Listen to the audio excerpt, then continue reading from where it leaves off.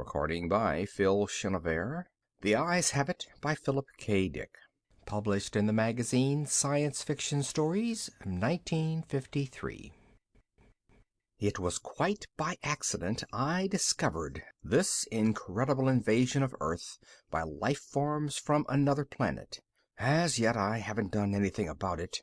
I can't think of anything to do. I wrote to the government, and they sent back a pamphlet on the repair and maintenance of frame houses. Anyhow, the whole thing is known. I'm not the first to discover it. Maybe it's even under control. I was sitting in my easy chair, idly turning the pages of a paper-backed book someone had left on the bus, when I came across the reference that first put me on the trail. For a moment I didn't respond. It took some time for the full import to sink in. After I'd comprehended, it seemed odd I hadn't noticed it right away. The reference was clearly to a non-human species of incredible properties, not indigenous to Earth. A species, I hasten to point out, customarily masquerading as ordinary human beings. Their disguise, however, became transparent in the face of the following observations by the author. It was at once obvious the author knew everything and was taking it in his stride. The line, and I tremble remembering it even now, read, "His eyes slowly roved about the room." Vague chills assailed me. I tried to picture the eyes. Did they roll like dimes? The passage indicated not. They seemed to move through the air, not over the surface, rather rapidly apparently. No one in the story was surprised. That's what tipped me off. No sign of amazement at such an outrageous thing. Later the matter was amplified. His eyes moved from person to person. There it was in a nutshell. The eyes had clearly come apart from the rest of him, and were on their own. My heart pounded, and my breath choked in my windpipe. I had stumbled on an accidental mention of a totally unfamiliar race, obviously non-terrestrial. Yet, to the characters in the book, it was perfectly natural, which suggested they belonged to the same species. And the author, a slow suspicion burned in my mind, the author was taking it rather too easily in his stride. Evidently he felt this was quite a usual thing. He made absolutely no attempt to conceal this knowledge. The story continued. Presently his eyes fastened on Julia.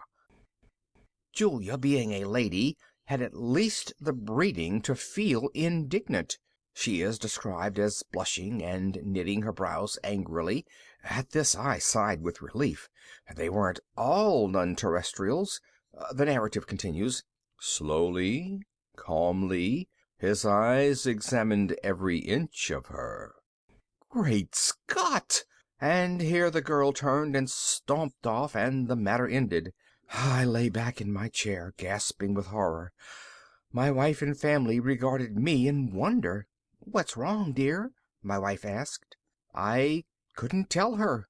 Knowledge like this was too much for the ordinary run-of-the-mill person. I had to keep it to myself. "Nothing," I gasped. I leaped up, snatched the book, and hurried out of the room. In the garage I continued reading. There was more. Tremblingly I read the revealing passage.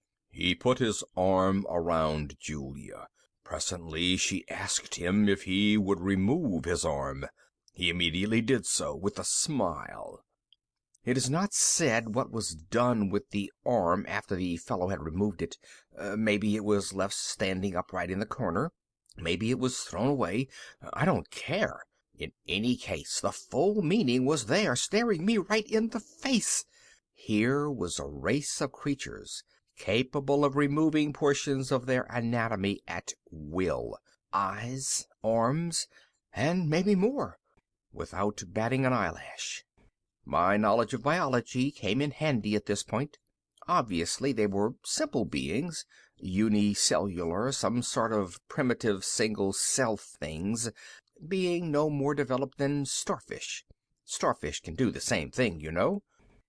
I read on, and came to this incredible revelation, tossed off coolly by the author without the faintest tremor. Outside the movie theater, we split up. Part of us went inside, part over to the cafe for dinner. Binary fission, obviously.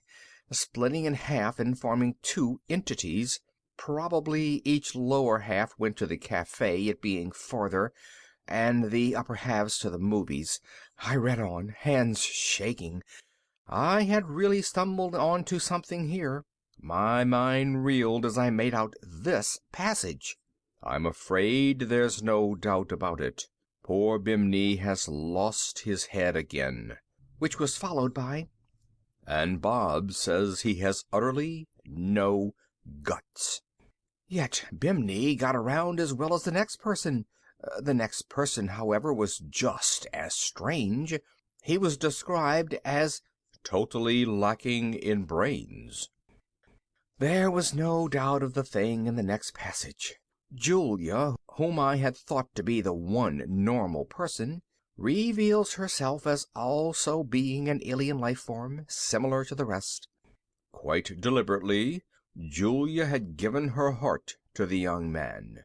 It didn't relate what the final disposition of the organ was, but I didn't really care.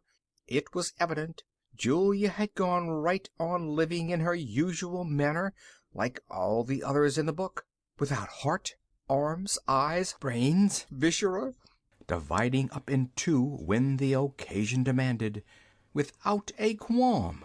Thereupon she gave him her hand. I sickened. The rascal now had her hand as well as her heart. I shudder to think what he's done with them by this time. He took her arm. Not content to wait, he had to start dismantling her on his own.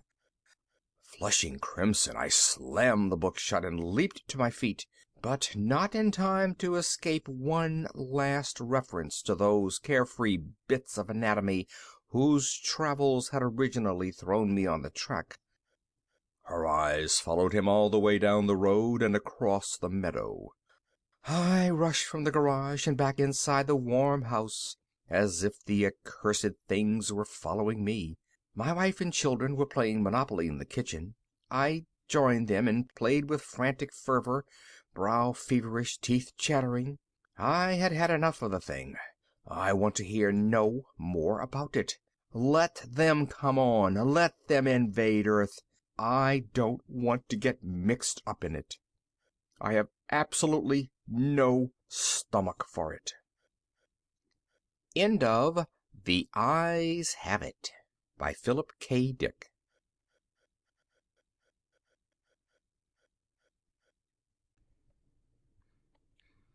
This story was originally published in Orbit magazine, 1953. Tony and the Beetles, Part 1 by Philip K. Dick. Reddish-yellow sunlight filtered through the thick quartz windows into the sleep compartment. Tony Rossi yawned, stirred a little, then opened his black eyes and sat up quickly. With one motion he tossed the covers back and slid to the warm metal floor. He clicked off his alarm clock and hurried to the closet. It looked like a nice day. The landscape outside was motionless, undisturbed by winds or dust shift. The boy's heart pounded excitedly. He pulled his trousers on, zipped up the reinforced mesh, struggled into his heavy canvas shirt, and then sat down on the edge of the cot to tug on his boots. He closed the seams around their tops and then did the same with his gloves. Next, he adjusted the pressure on his pump unit and strapped it between his shoulder blades. He grabbed his helmet from the dresser, and he was ready for the day. In the dining compartment, his mother and father had finished breakfast. Their voices drifted to him as he clattered down the ramp. A disturbed murmur. He paused to listen. What were they talking about? Had he done something wrong again? And then he caught it. Behind their voices was another voice, static and crackling pops. The all-system audio signal from Rigel 4. They had it turned up full blast. The dull thunder of the monitor's voice boomed loudly. The war. Always the war. He sighed and stepped out into the dining compartment. "Morning," his father muttered. "Good morning, dear," his mother said absently. She sat with her head turned to one side, wrinkles of concentration webbing her forehead. Her thin lips were drawn together in a tight line of concern. His father had pushed his dirty dishes back and was smoking, elbows on the table, dark hairy arms bare and muscular. He was scowling, intent on the jumbled roar from the speaker above the sink. "How's it going?" Tony asked. He slid into his chair and reached automatically for the ersatz grapefruit. "Any news from Orion?" Neither of them answered. They didn't hear him. He began to eat his grapefruit. Outside, beyond the little metal and plastic housing unit, sounds of activity grew. Shouts and muffled crashes as rural merchants and their trucks rumbled along the highway toward Carnet. The reddish daylight swelled. Beetlejuice was rising quietly and majestically. "Nice day," Tony said. "No flux wind. I think I'll go down to the Inn-Quarter a while. We're building a neat spaceport, a model, of course, but we've been able to get enough materials to lay out strips for—" With a savage snarl, his father reached out and struck. The audio roar immediately died. "I knew it!" He got up and moved angrily away from the table. "I told them it would happen. They shouldn't have moved so soon. Should have built up Class A supply bases first." "Isn't our main fleet moving in from Bellatrix?" Tony's mother fluttered anxiously. "According to last night's summary, the worst that can happen is Orion 9 and 10 will be dumped." Joseph Rossi laughed harshly. "The hell with last night's summary. They know as well as I do what's happening." "What's happening?" Tony echoed as he pushed aside his grapefruit and began to ladle out dry cereal. "Are we losing the battle?" "Yes." His father's lips twisted. "Earthmen losing to Beetles. I told them, but they couldn't wait. My God, there's 10 good years left in this system. Why'd they have to push on? Everybody knew Orion would be tough. The whole damn Beetle fleet strung out around there, waiting for us, and we have to barge right in." "But nobody ever thought Beetles would fight," Leah Rossi protested mildly. "Everybody thought they'd just fire a few blasts and then—" "They have to fight. Orion's the last to jump off. If they don't fight there, where the hell can they fight?" Rossi swore savagely. "Of course they're fighting. We have all their planets except the inner Orion string. Not that they're worth much, but it's the principle of the thing. If we'd built up strong supply bases, we could have broken up the Beetle fleet and really clobbered it." "Don't say Beetle," Tony muttered as he finished his cereal. "They're Pos Udeti, same as here. The word beetle comes from Beetlejuice, an Arabian word we invented ourselves." Joe Rossi's mouth opened and closed. "What are you, a goddamn beetle lover?" "Joe," Leah snapped, "for heaven's sake." Rossi moved toward the door. "If I was 10 years younger, I'd be out there. I'd really show those shiny-shelled insects what the hell they're up against. Them and their junky, beat-up old hulks. Converted freighters." His eyes blazed. "When I think of them shooting down Terran cruisers with our boys in them—" "Orion's their system," Tony muttered. "Their system? When the hell did you get to be an authority on space law? Why, I ought to—" He broke off, choked with rage. "My own kid," he muttered. "One more crack out of you today and I'll hang one on you you'll feel the rest of the week." Tony pushed his chair back. "I won't be around here today. I'm going into Carnet with my EEP." "Yeah, to play with Beetles." Tony said nothing. He was already sliding his helmet in place and snapping the clamps tight. As he pushed through the back door into the lock membrane, he unscrewed his oxygen tap and set the tank filter into action.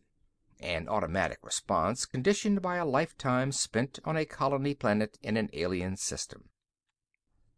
A faint flux wind caught at him and swept yellow-red dust around his boots. Sunlight glittered around the metal roof of his family's housing unit, one of endless rows of squat boxes set in the sandy slope, protected by the line of ore-refining installations against the horizon. He made an impatient signal, and from the storage shed his EEP came gliding out, catching the sunlight on its chrome trim.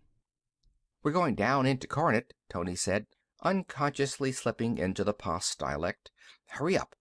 The EEP took up its position behind him, and he started briskly down the slope, over the shifting sand, toward the road. There were quite a few traders out today. It was a good day for the market. Only a fourth of the year was fit for travel. Beetlejuice was an erratic and undependable son, not at all like Saul, according to the edutapes fed to Tony 4 hours a day, 6 days a week. He had never seen Saul himself. He reached the noisy road. Pos Udeti were everywhere, whole groups of them with their primitive combustion-driven trucks, battered and filthy, motors grinding protestingly. He waved at the trucks as they pushed past him. After a moment, one slowed down. It was piled with tis, bundled heaps of gray vegetables, dried and prepared for the table, a staple of the Pos Udeti diet.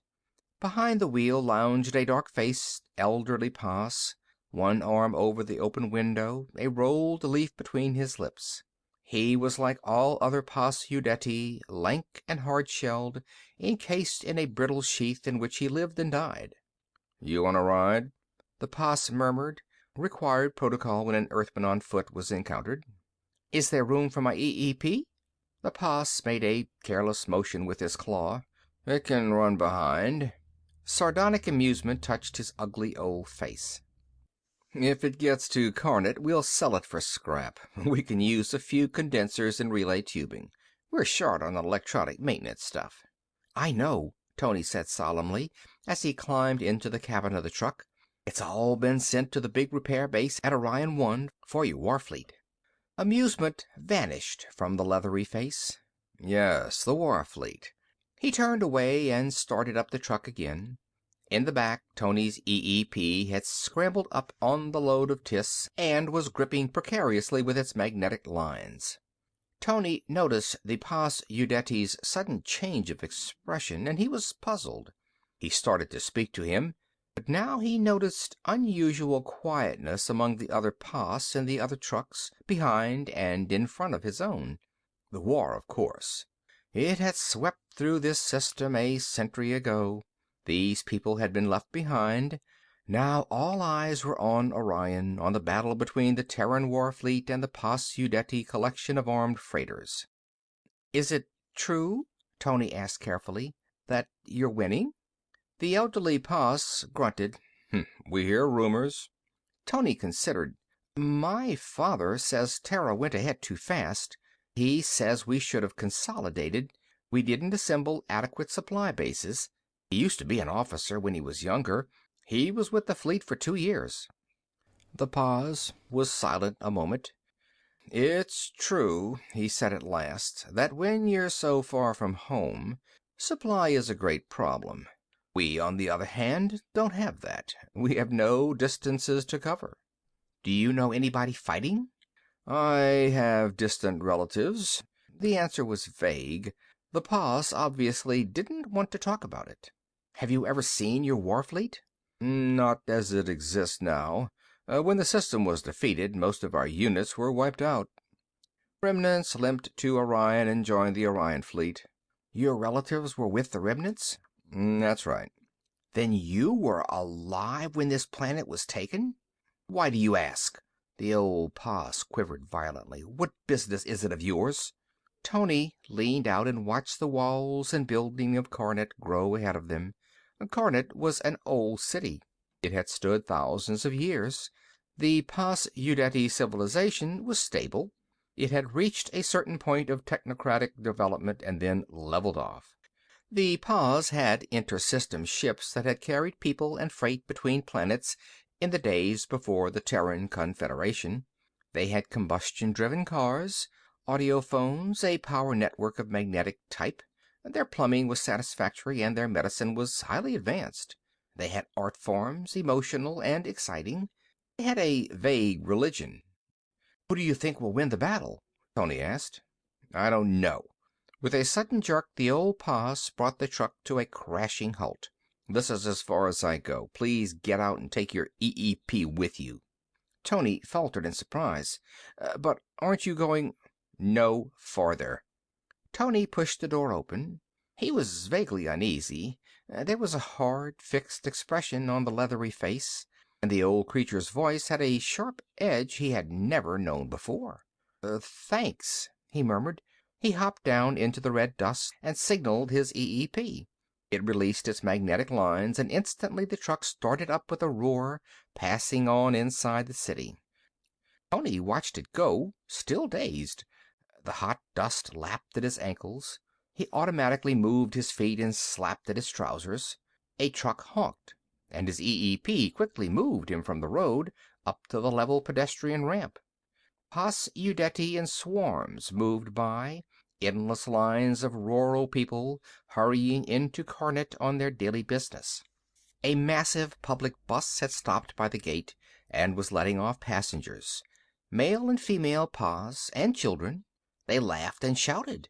The sounds of their voices blended with the low hum of the city. "Going in?" A sharp Paz Udeti voice sounded close behind him. "Keep moving. You're blocking the ramp." It was a young female with a heavy armload clutched in her claws. Tony felt embarrassed. Female Paz had a certain telepathic ability, part of their sexual makeup. It was effective on Earthmen at close range. "Here," she said. "Give me a hand." Tony nodded his head, and the EEP accepted the female's heavy armload. "I'm visiting the city," Tony said, as they moved with the crowd toward the gates. "I got a ride most of the way, but the driver let me off here."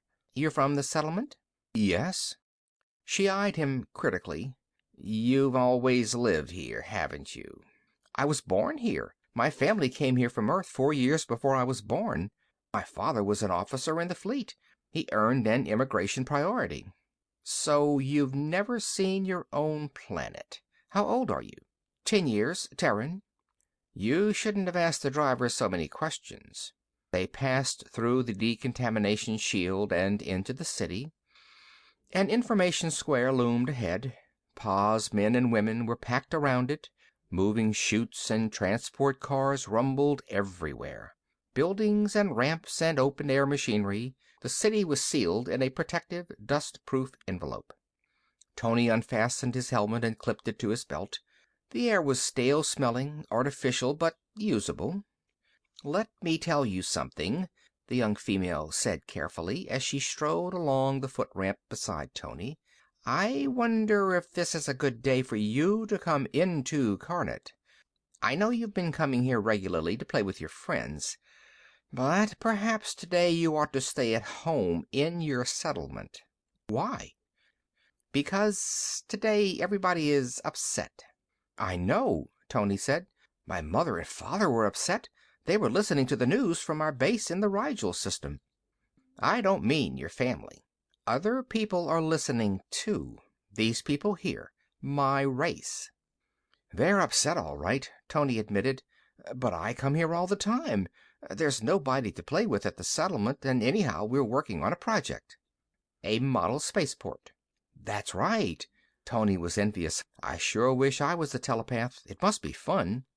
The female Paz Udeti was silent. She was deep in thought.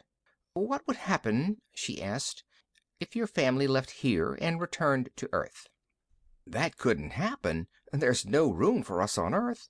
Sea bombs destroyed most of Asia and North America back in the 20th century." "Suppose you had to go back." Tony did not understand. "But we can't. Habitable portions of Earth are overcrowded. Our main problem is finding places for Terrans to live in other systems," he added. "And anyhow, I don't particularly want to go to Terra. I'm used to it here. All my friends are here." "I'll take my packages," the female said. "I go this other way down this third-level ramp." Tony nodded to his EEP, and it lowered the bundles into the female's claws. She lingered a moment, trying to find the right words. "Good luck," she said. "With what?" She smiled, faintly, ironically. "With your model spaceport. I hope you and your friends get to finish it." "Of course we'll finish it," Tony said, surprised. "It's almost done." What did she mean? End of part 1 of Tony and the Beetles.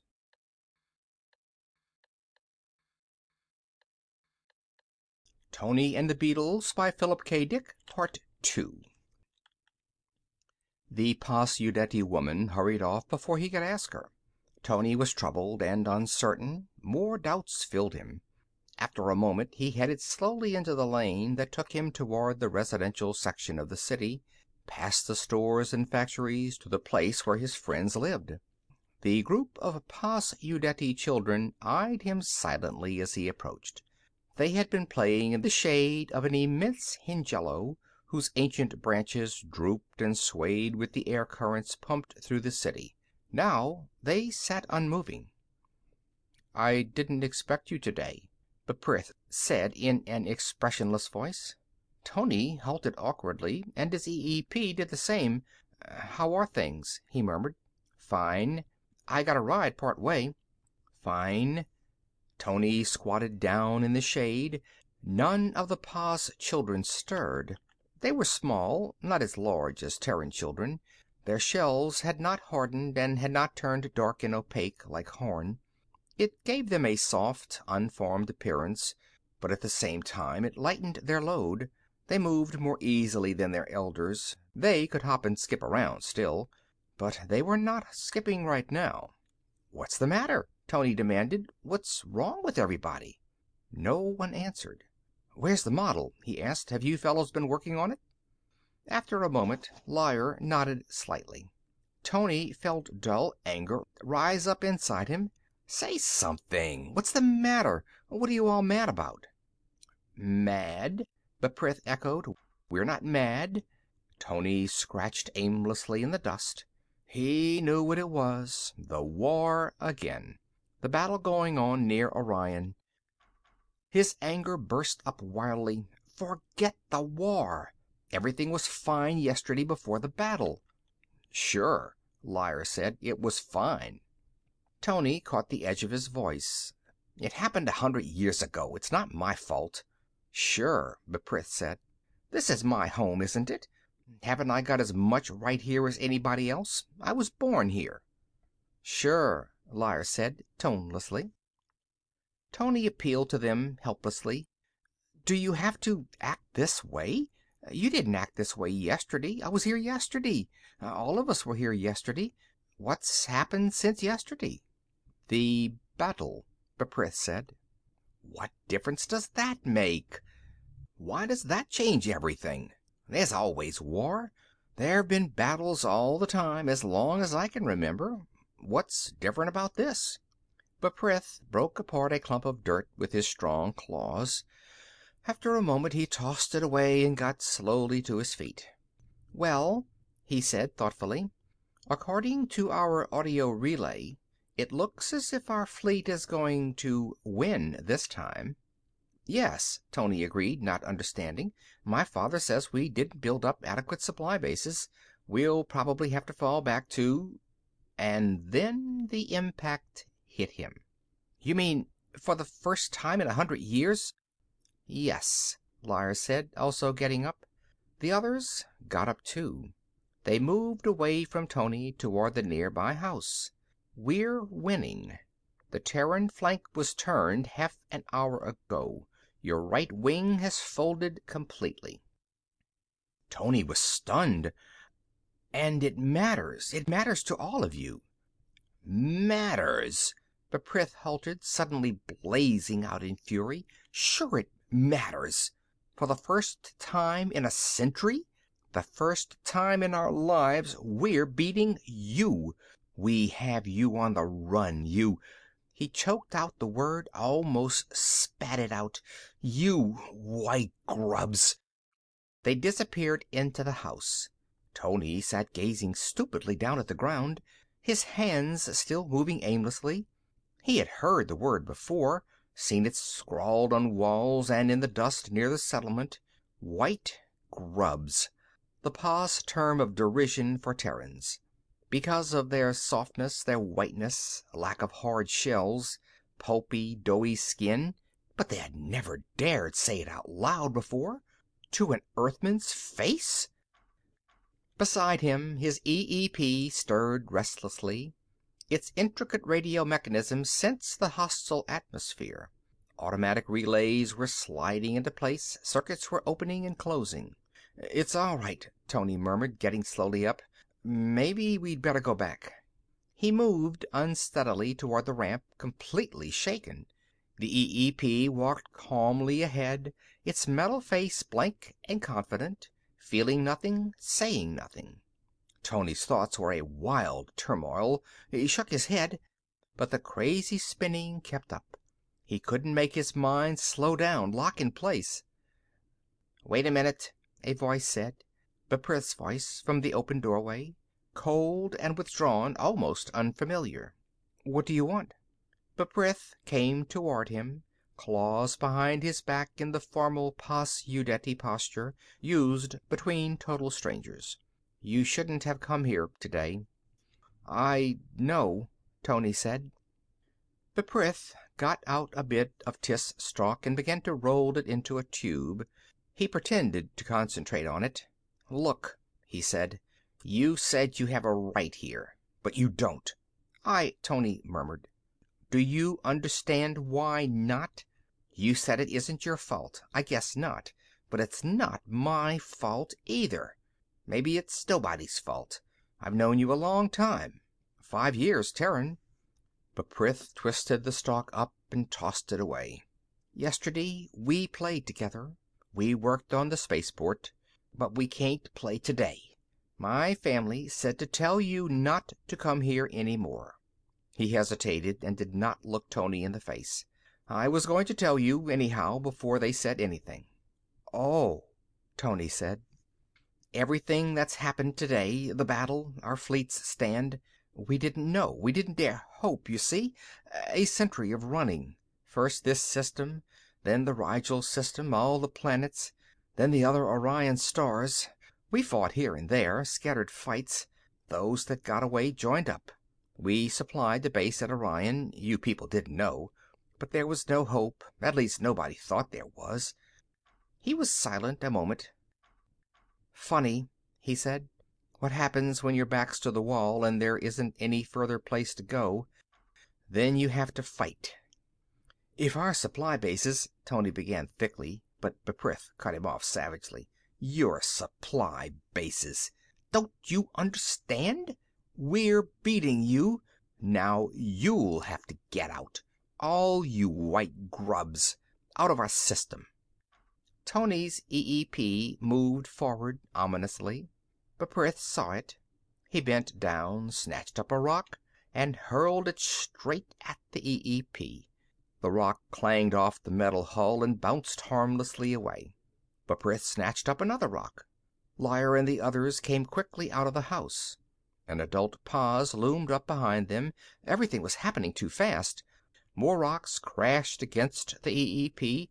One struck Tony on the arm. "Get out!" Beprith screamed. "Don't come back. This is our planet." His claws snatched at Tony.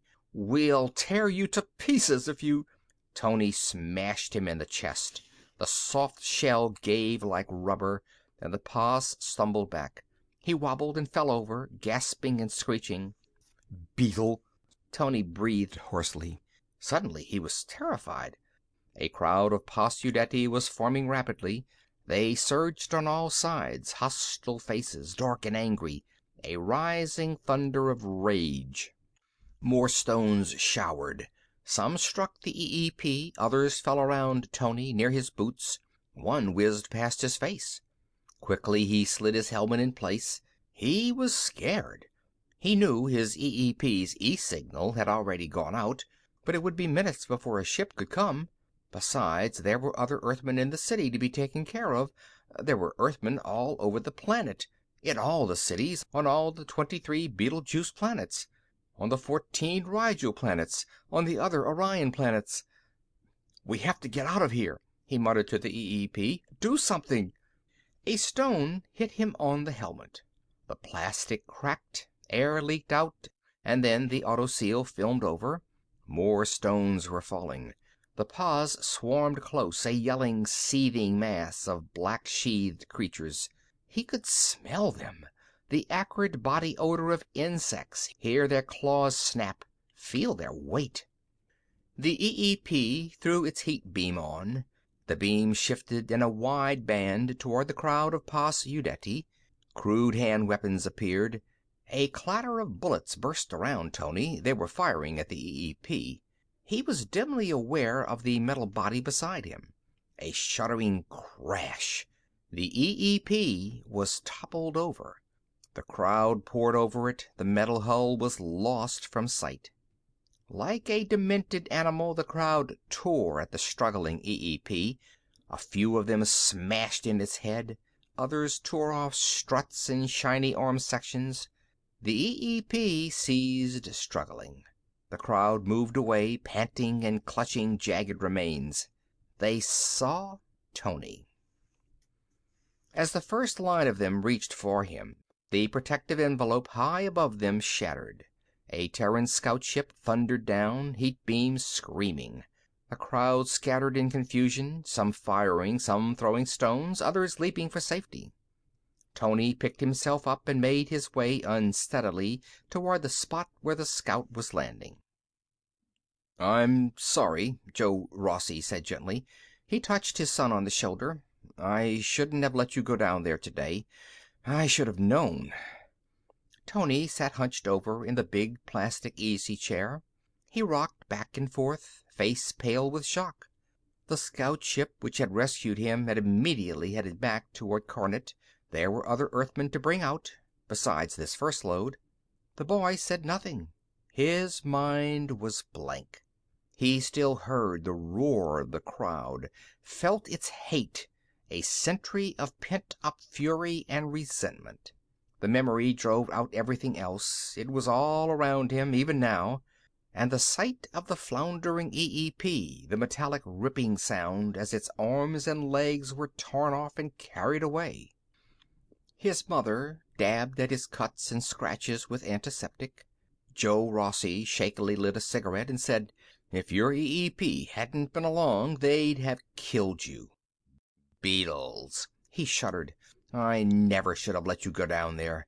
All this time. They might have done it any time, any day. Knifed you, cut you open with their filthy goddamn claws." Below the settlement, the reddish-yellow sunlight glinted on gun barrels. Already dull booms echoed against the crumbling hills. The defense ring was going into action. Black shapes darted and scurried up the side of the slope. Black patches moved out from Carnot toward the Terran settlement, across the dividing line the Confederation surveyors had set up a century ago. Carnot was a bubbling pot of activity. The whole city rumbled with feverish excitement. Tony raised his head. They turned our flank." "Yeah." Joe Rossi stubbed out his cigarette. "They sure did. That was at 1 o'clock. At 2, they drove a wedge right through the center of our line, split the fleet in half, broke it up, sent it running. Picked us off one by one as we fell back. Christ, they're like maniacs. Now that they've got the scent, the taste of our blood." "But it's getting better," Leah fluttered. "Our main fleet units are beginning to appear." "We'll get them," Joe muttered. "It'll take a while. But by God, we'll wipe them out, every last one of them. If it takes 1,000 years, we'll follow every last ship down. We'll get them all." His voice rose to a frenzy. "Beetles! Goddamn insects!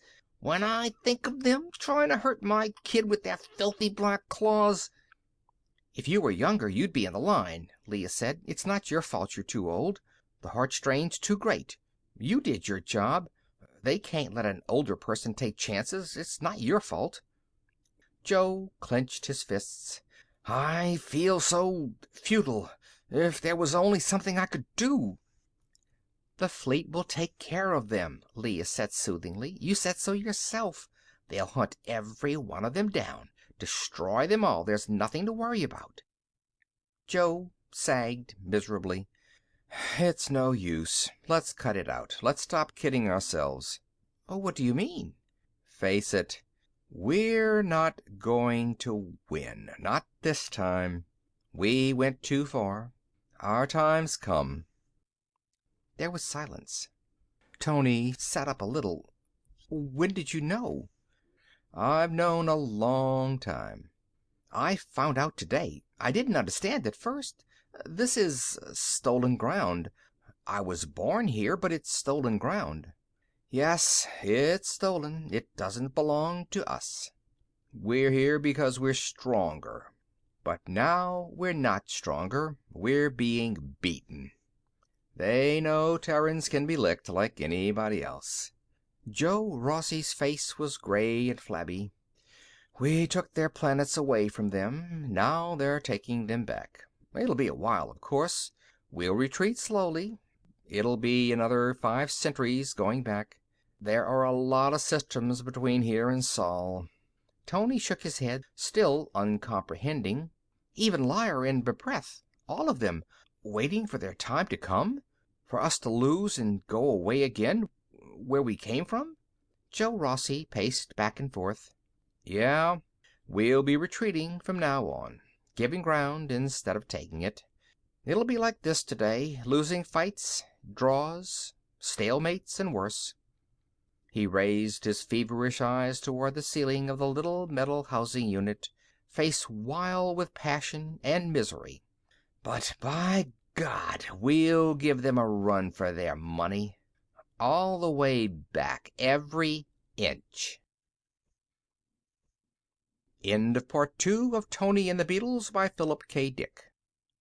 These stories recorded by Phil Chenevert, October 2012, in Baton Rouge, Louisiana.